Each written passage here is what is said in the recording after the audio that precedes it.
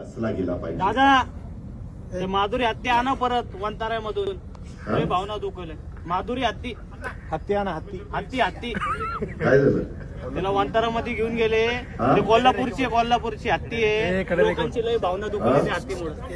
अरे माधुरी हत्तीचं माधुरी हत्तीच म्हणलो की. त्या माधुरी हत्तीच्या बद्दल सुप्रीम कोर्टाने निकाल दिला आहे. आपण संविधान आणि कायद्याने देश चालवतो. तुला आठवत असेल माग आपल्या आता ही हत्ती त्याच्यामध्ये कायदा सुरू केलाय.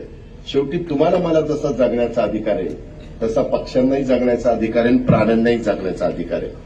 त्या प्रकारे त्या हत्तीणीचं झालं आणि म्हणून ती गेली. बाबा लय शेजला हत्तीणीचं लागले बाबा.